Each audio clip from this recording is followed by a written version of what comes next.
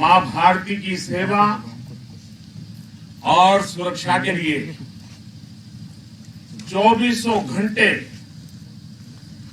डटे रहने वाले आप सभी वीरों को फिर एक बार मेरी तरफ से 130 करोड़ देशवासियों की तरफ से दीपावली की बहुत बहुत बधाई। देश की सरहद पर हो,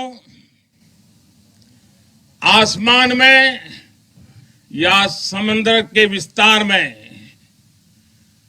बर्फीली चोटियों पर हो या घने जंगलों में, राष्ट्र रक्षा में जुटे हर वीर बेटे बेटी, हमारी सेनाएं, बीएसएफ, आईटीबीपी, सीआईएसएफ, हर सुरक्षा बल, हमारे पुलिस के जवान, हर किसी को मैं आज दीपावली के इस पावन पर्व पर आदरपूर्वक नमन करता हूं। आप हैं तो देश हैं, देश के लोगों की खुशियां हैं, देश के ये त्योहार है। मैं आज आपके बीच प्रत्येक भारतवासी की शुभकामनाएं लेकर आया हूं। आपके लिए कोटि कोटि देशवासियों का प्यार लेकर के आया हूं। हर वरिष्ठ जन का मैं आपके लिए आशीष लेकर के आया हूं। मैं आज उन वीर माताओं, बहनों और बच्चों को दीपावली की हार्दिक शुभकामनाएं देता हूं, उनके त्याग को नमन करता हूं, जिनके अपने बेटे हो या बेटी आज त्योहार के दिन पर भी सरहद पर तैनात हैं। वे भी, परिवार के सभी लोग भी अभिनंदन के अधिकारी हैं। एक बार फिर दोनों मुट्ठी बंद करके पूरी ताकत से मेरे साथ बोलिए, भारत माता की, भारत माता की, भारत माता की। साथियों, मुझे याद है प्रधानमंत्री बनने के बाद पहली बार 2014 में दीपावली के पर्व पर मैं सियाचिन चला गया था जवानों के साथ दिवाली मनाने के लिए। तो बहुत लोगों को थोड़ा आश्चर्य हुआ, त्योहार के दिन ये क्या प्रधानमंत्री कर रहा है। लेकिन अब तो आप भी मेरे भाव जानते हैं। अगर दिवाली के पर्व पर अपनों के बीच ही तो जाऊंगा, अपनों से दूर कहां रहूंगा। और इसलिए आज भी दीपावली के पर्व आपके बीच में आया हूं, अपनों के बीच में आया हूं।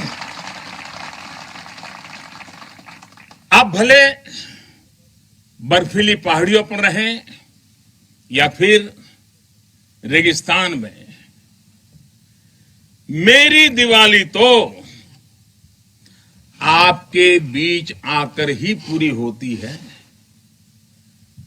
आपके चेहरों की रौनक देखता हूं, आपके चेहरे की खुशियां देखता हूं, तो मुझे भी अनेक गुना खुशी हो जाती है, मेरी खुशी बढ़ जाती है।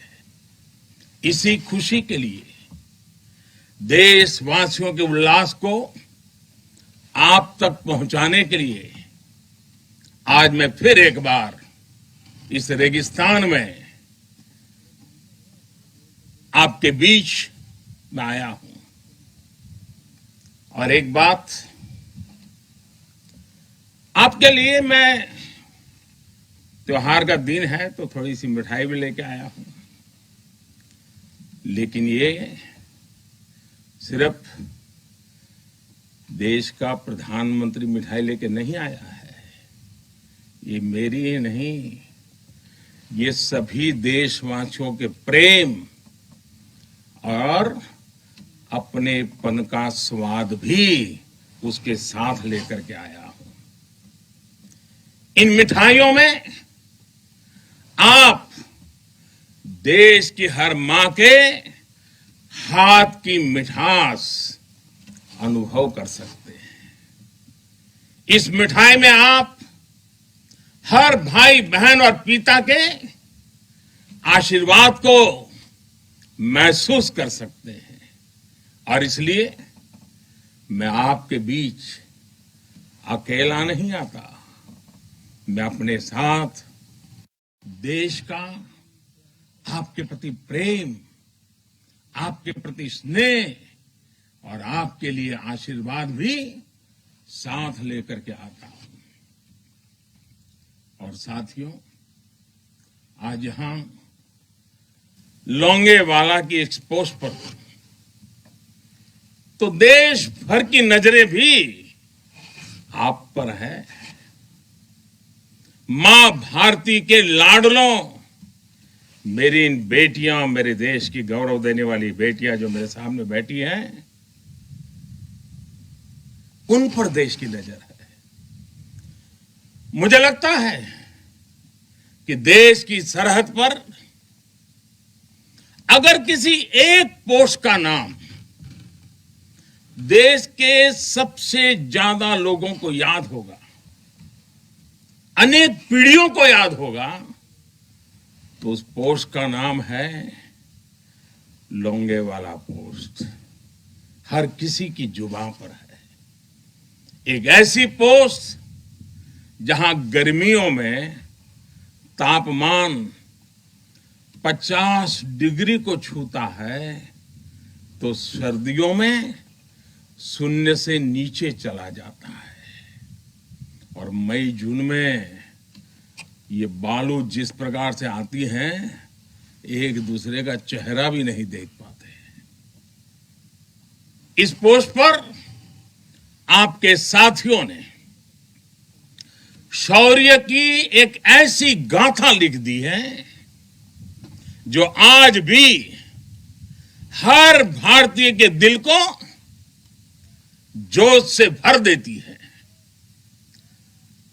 लोंगेवाला का नाम लेते ही हृदय की गहराई से, मन मंदिर से यही प्रकट होता है, जो बोले सो निहाल, सत श्री अकाल। ये जयकारा कानों में गूंजने लगता है। साथियों, जब भी सैन्य कुशलता के इतिहास के बारे में लिखा पढ़ा जाएगा, जब सैन्य पराक्रम की चर्चा होगी, तो बैटल ऑफ लोंगेवाला को जरूर याद किया जाएगा। ये वो समय था जब पाकिस्तान की सेना बांग्लादेश के निर्दोष नागरिकों पर अत्याचार कर रही थी, जुल्म कर रही थी, नरसंहार कर रही थी। बहन बेटियों पर अमानवीय जुल्म हो रहे थे और पाकिस्तान की सेना के लोग कर रहे थे। इन हरकतों से पाकिस्तान का घृणित चेहरा उजागर हो रहा था। भयंकर रूप दुनिया के सामने पाकिस्तान का प्रकट हो रहा था। इन सब से दुनिया का ध्यान हटाने के लिए पाकिस्तान ने हमारे देश की पश्चिमी सीमाओं पर मोर्चा खोल दिया। पाकिस्तान को लगता था कि भारत की पश्चिम सीमा पर मोर्चा खोल दूंगा, दुनिया में भारत ने ये कर दिया, भारत के वो कर दिया करके रोता रहूंगा और बांग्लादेश के सारे पाप उनके छिप जाएंगे। लेकिन हमारे सैनिकों ने जो मुंह तोड़ जवाब दिया, पाकिस्तान को लेने के देने पड़ गए। साथियों, यहां इस पोस्ट पर दिखाए गए पराक्रम की गूंज, इस गूंज ने दुश्मन का हौसला तोड़ दिया था। उसको क्या पता था कि हां, उसका सामना मां भारती के शक्तिशाली बेटे बेटियों से होने वाला है। मेजर कुलदीप सिंह चांदपुरी के नेतृत्व में भारतीय वीरों ने टैंकों से लैस दुश्मन के सैनिकों को धूल चटा दी, उनके मंसूबों को नेस्त नाबूद कर दिया। कभी कभी मुझे लगता है कि कुलदीप जी के माता पिता ने उनका नाम कुलदीप भले रखा था, उनको लगा होगा ये कुल का दीपक है, लेकिन वो कुलदीप जी ने अपने पराक्रम से उस नाम को ऐसे सार्थक कर दिया, ऐसे सार्थक कर दिया कि वे सिर्फ कुलदीप नहीं, वे राष्ट्रदीप बन गए, राष्ट्रदीप बन गए।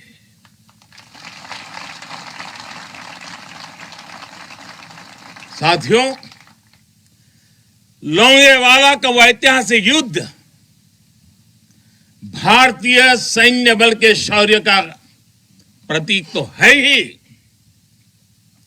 थल सेना, बीएसएफ और वायुसेना के अद्भुत कोऑर्डिनेशन का भी प्रतीक है। इस लड़ाई ने दिखाया है कि भारत की संगठित सैन्य शक्ति के सामने चाहे कोई भी आ जाए, वो किसी भी सूरत में टिक नहीं पाएगा। अब जब सन 71 में हुए युद्ध के, लोंगेवाला में हुई लड़ाई के 50 वर्ष होने जा रहे हैं। कुछ ही सप्ताह में हम इसके 50 वर्ष, इस गौरवपूर्ण स्वर्णिम पृष्ठ को हम मनाने वाले हैं। और इसलिए आज मेरा मन यहां आने को कर गया है। तो पूरा देश अपने उन वीरों की विजय गाथाएं सुनकर वो गौरवान्वित होगा, उसका हौसला बुलंद होगा।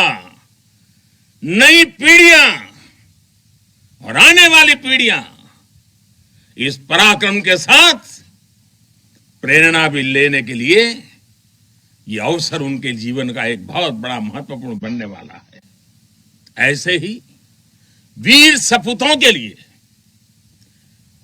ऐसे ही वीर सपूतों के लिए राजस्थान की भूमि के ही एक कवि नारायण सिंह भाटी ने लिखा है,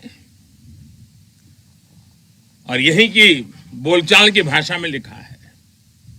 उन्होंने लिखा है, इन जैसे घर, इन जैसे गगन, इन जैसे घर, इन जैसे गगन, इन जैसे सह इतिहास, इन जैसी सह पीढ़ियां, पाची तणे प्रकाश, प्राची तणे प्रकाश। यानी अपने वीर सपूतों के बलिदानों पर ये धरती गर्व करती है, आसमान गर्व करता है और संपूर्ण इतिहास गर्व करता है।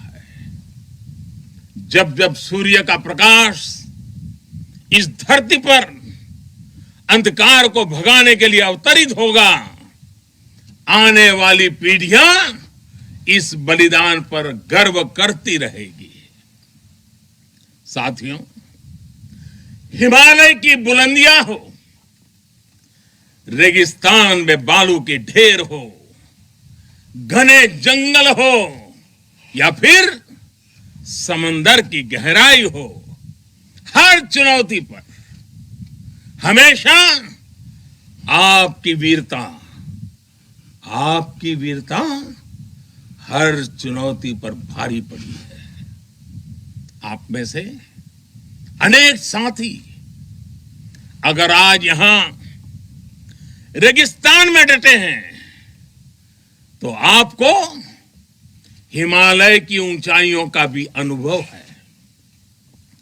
स्थिति परिस्थिति कोई भी हो, आपका पराक्रम, आपका शौर्य अतुलनीय है। इसी का असर है कि आज दुश्मन भी ये एहसास है कि भारत के जांबाजों की कोई बराबरी नहीं है। आपके इसी शौर्य को नमन करते हुए आज भारत के 130 करोड़ देशवासी आपके साथ मजबूती से खड़े हैं।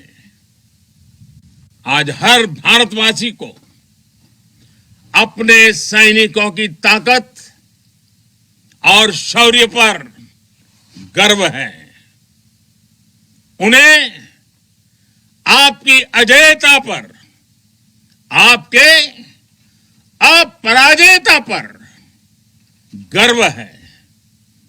दुनिया की कोई भी ताकत हमारे वीर जवानों को देश की सीमा की सुरक्षा करने से न रोक सकता है, न टोक भी सकता है।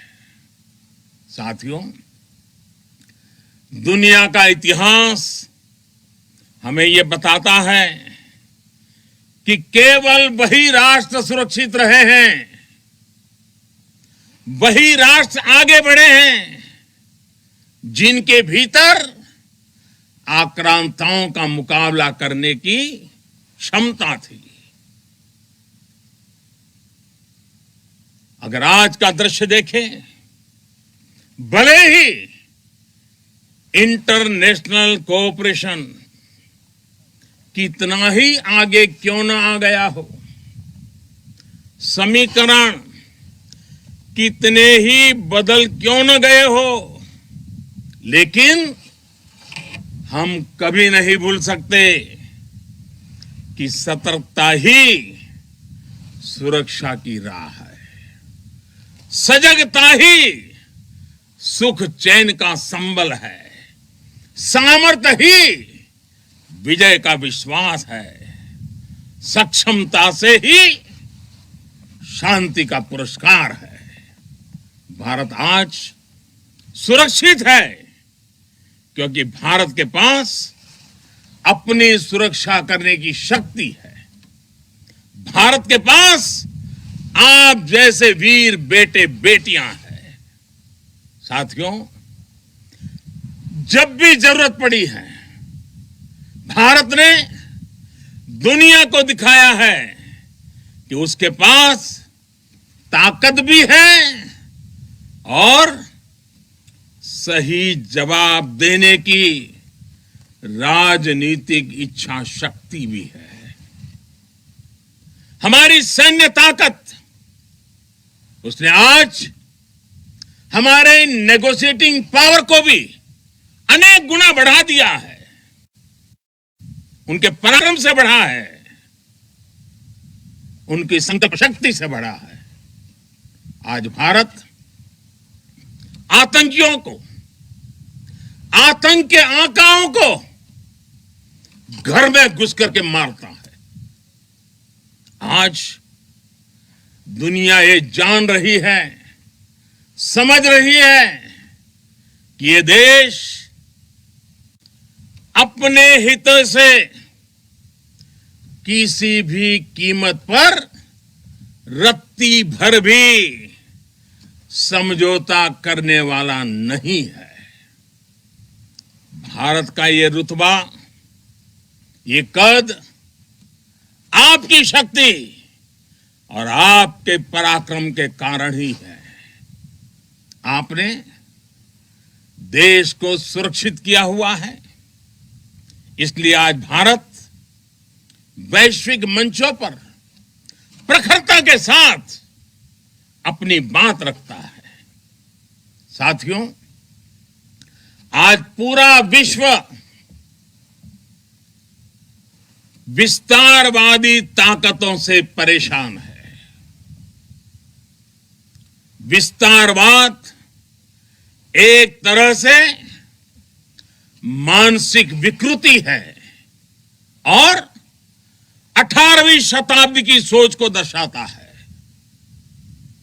इस सोच के खिलाफ भी भारत प्रखर आवाज बन रहा है।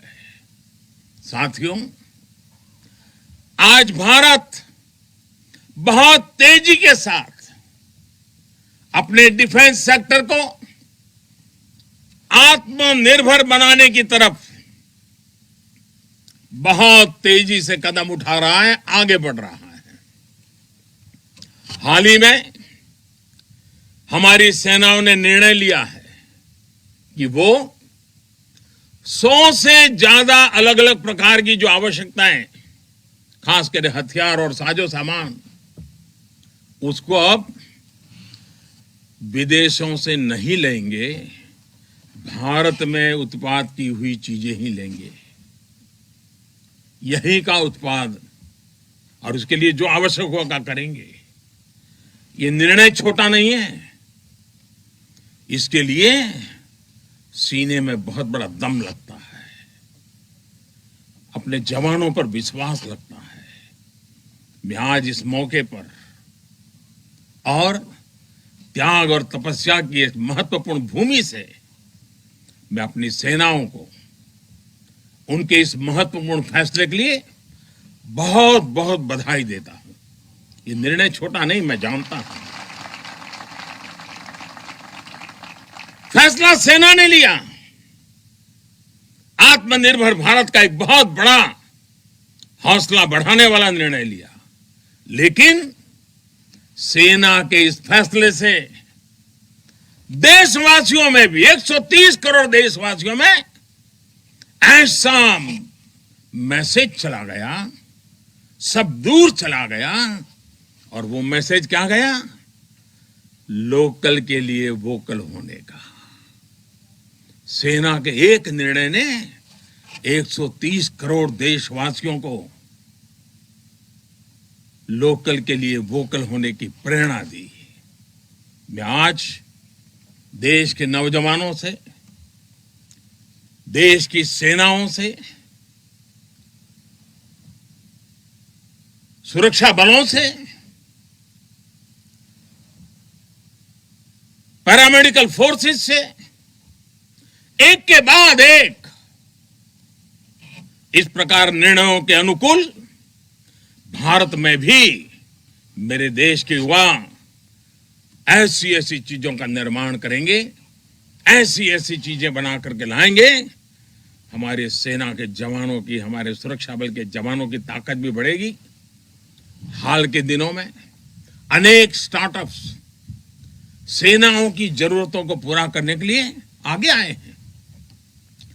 डिफेंस सेक्टर में नौजवानों के नए स्टार्टअप्स देश को आत्मनिर्भरता के मामले में और तेजी से आगे ले जाएंगे। साथियों, रक्षा क्षेत्र में आत्मनिर्भर भारत देश के बढ़ते हुए सामर्थ्य का लक्ष्य है। सरहद पर शांति। आज भारत की रणनीति साफ है, भारत की रणनीति स्पष्ट है। आज का भारत समझने और समझाने की नीति पर विश्वास करता है, समझने की भी और समझाने की भी।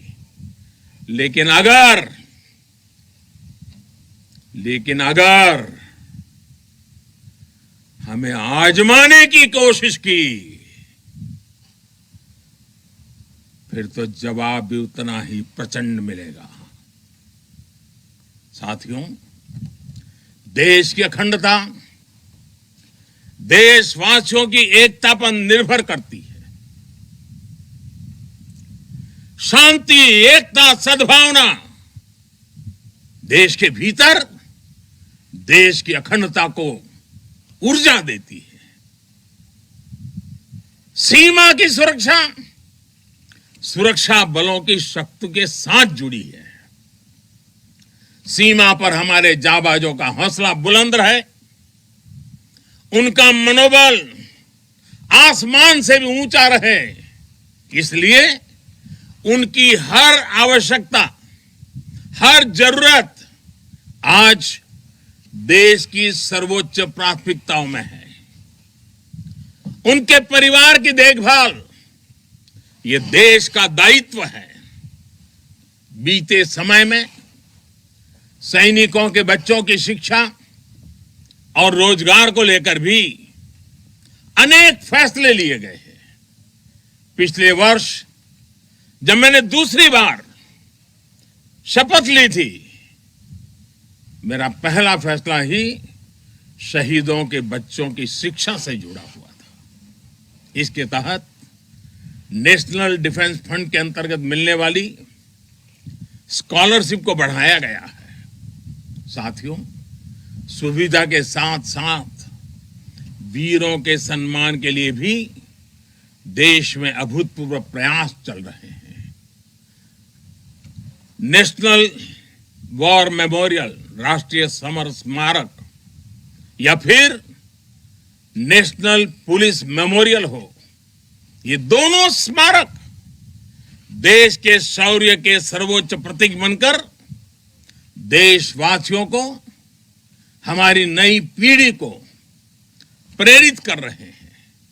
साथियों, मुश्किल चुनौतियों के बीच आपका व्यवहार, आपका टीम वर्क देश को हर मोर्चे पर इसी जज्बे के साथ लड़ने की सीख देता है।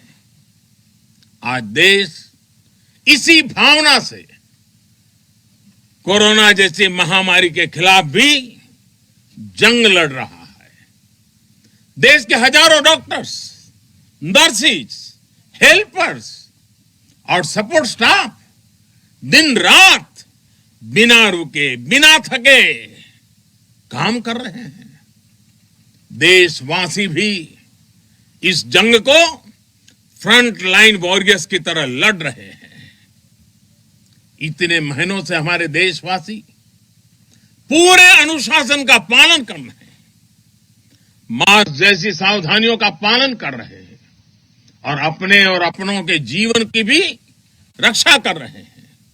लेकिन हमें यह भी एहसास है कि अगर हमें मास्क पहनने में ही इतनी तकलीफ होती है, तो आपके लिए ये सुरक्षा जैकेट्स न जाने आपके शरीर पर कितनी चीजें आपको लादनी पड़ती हैं। इतना सब कुछ पहनना कितना कठिन होता होगा। आपके इस त्याग से देश अनुशासन भी सीख रहा है और सेवा धर्म का पालन भी कर रहा है। साथियों, सीमा पर रहकर आप जो त्याग करते हैं, तपस्या करते हैं, वो देश में एक विश्वास का वातावरण बनाता है। हर हिंदुस्तानी के अंदर एक नया कॉन्फिडेंस लेवल आता है।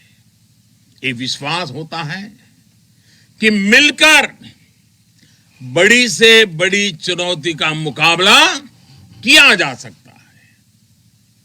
आपसे मिली इसी प्रेरणा से देश महामारी के इस कठिन समय में अपने हर नागरिक के जीवन की रक्षा में जुटा हुआ है। इतने महीनों से देश अपने 80 करोड़ से ज्यादा नागरिकों के भोजन की व्यवस्था कर रहा है, लेकिन इसके साथ ही देश अर्थव्यवस्था को फिर से एक बार गति देने का भी पूरे हौसले से प्रयास कर रहा है। देशवासियों के इसी हौसले का परिणाम है कि आज कई सेक्टर्स में फिर से रिकॉर्ड रिकवरी और ग्रोथ दिख रहा है। ये अलग अलग प्रकार की सब लड़ाइयां, ये सब सफलताएं, इनका श्रेय सीमा पर डटे हमारे जवानों को जाता है, आपको जाता है। साथियों, हर बार, हर त्योहार में जब भी मैं आपके बीच आता हूं, जितना समय आप सबके बीच बिताता हूं, जितना आपके सुख दुख में शामिल होता हूं, राष्ट्र रक्षा का, राष्ट्र सेवा का मेरा संकल्प उतना ही मजबूत होता है।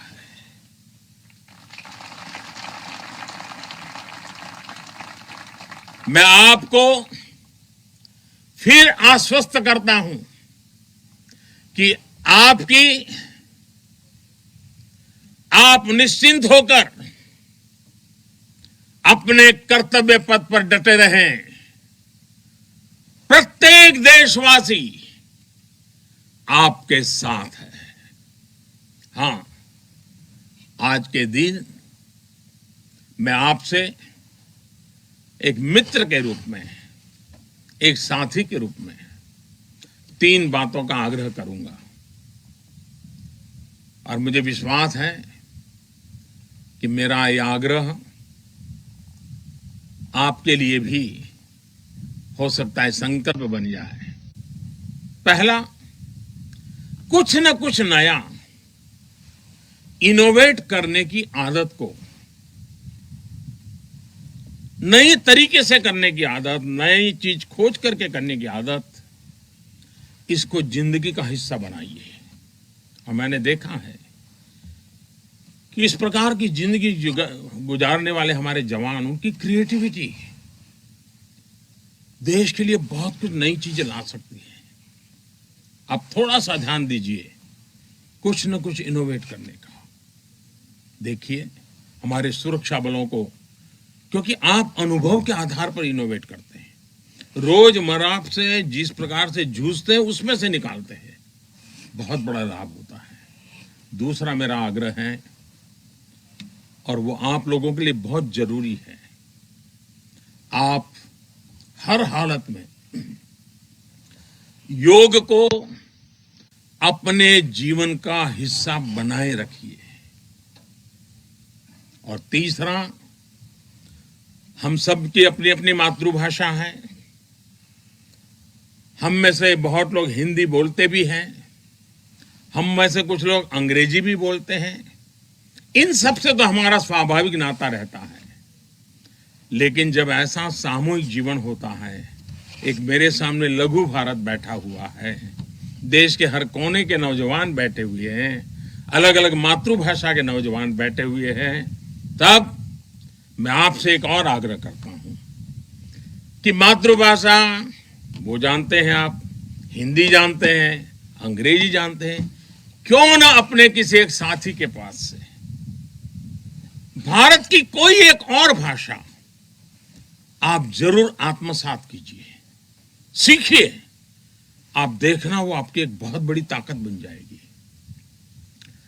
आप जरूर देखेंगे ये बातें आप में एक नई ऊर्जा का संचार करेगी। साथियों, जब तक आप है, आपका ये हौसला है, आपकी ये त्याग और तपस्या है, 130 करोड़ भारतवासियों का आत्मविश्वास कोई नहीं डिगा पाएगा। जब तक आप हैं, तब तक देश की दिवाली इसी तरह रोशन होती रहेगी।